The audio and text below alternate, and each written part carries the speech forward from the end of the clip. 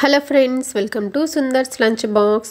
ఈరోజు మనం చాలా హెల్తీగా టేస్టీగా ఉండే రాగి ఇడ్లీని ఎలా తయారు చేసుకోవచ్చో చూద్దామండి. రాగుల్లో ఫైబర్ కంటెంట్ ఎక్కువ ఉంటుందండి. ఇక లేట్ చేయకుండా ఈ రాగి ఇడ్లీని ఎలా తయారు చేసుకోవచ్చో వీడియోలోకి వెళ్ళి చూసేద్దాము.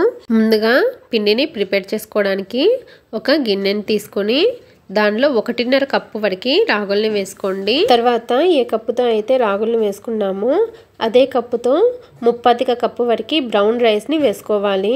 మీరు బ్రౌన్ రైస్ని వద్దనుకుంటే దోసల బియ్యాన్ని కానీ రేషన్ బియ్యాన్ని కానీ వేసుకోవచ్చు. తర్వాత 1/2 కప్పు వరకు మినపగుళ్ళని వేసుకోండి. అలాగే 1 టీ స్పూన్ వరకు మెంతుల్ని కూడా వేసుకోండి. ఇప్పుడు వాటర్ని పోసుకొని ఈ పప్పుల్ని 3-4 సార్లు శుభ్రంగా కడగండి. రాగుల్లో మట్టి ఎక్కువ ఉంటుందండి, అందుకని 3-4 సార్లు శుభ్రంగా కడగడం మంచిది. ఇలా 3-4 సార్లు శుభ్రంగా కడిగిన తర్వాత మళ్ళీ వాటర్ని వేసుకొని మూత పెట్టి 8 నుండి 10 గంటలు నానబెట్టాలి. ఇవి నానిన తర్వాత 1/2 కప్పు వరకు అటుకులను వేసుకొని ఇంకొక 10 నిమిషాలు నానబెట్టాలి. ఇక్కడ నేను రెడ్ పోహాని వేసుకున్నానండి, మీరైతే నార్మల్గా దొరికే అటుకులను కూడా వేసుకోవచ్చు.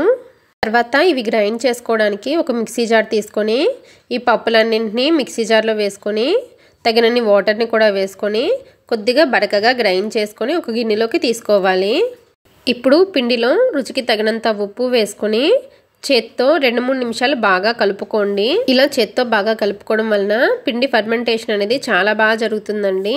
పిండిని 2-3 నిమిషాలు చేత్తో బాగా కలుపుకున్న తర్వాత మూత పెట్టి ఒక ఫుల్ నైట్ లేదా 8 నుండి 10 గంటలు పులియనివ్వాలి.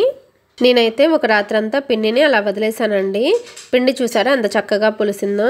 ఇప్పుడు పిండిని ఒకసారి కలుపుకోవాలి. తర్వాత ఇడ్లీలు పెట్టుకోవడానికి ఇడ్లీ ప్లేట్ని తడిపి తీసుకున్నాను. మీరు కావాలంటే ఇడ్లీ ప్లేట్లకి కొద్దిగా ఆయిల్ని అప్లై చేసి కూడా ఇడ్లీ పిండిని పెట్టుకోవచ్చు. ఇలా ఎన్ని కావాలంటే అన్ని ప్లేట్లలో ఇడ్లీని పెట్టుకున్న తర్వాత ఇడ్లీ పాత్రలో 1.5 గ్లాస్ వరకు వాటర్ని వేసుకొని వాటర్ మరుగుతున్నప్పుడు ఇడ్లీ ప్లేట్లను పెట్టేసి ఒక 15 నిమిషాలు మీడియం ఫ్లేమ్లో ఇడ్లీలని ఉడకనివ్వాలి. ఇడ్లీలు ఉడికిన తర్వాత ఒక 5 నిమిషాలు అలా వదిలేసేయండి. 5 నిమిషాల తర్వాత ఇడ్లీలు తీసి చూపిస్తున్నానండి. ఇడ్లీలు అయితే చాలా మెత్తగా చాలా టేస్టీగా సూపర్ ఉన్నాయండి.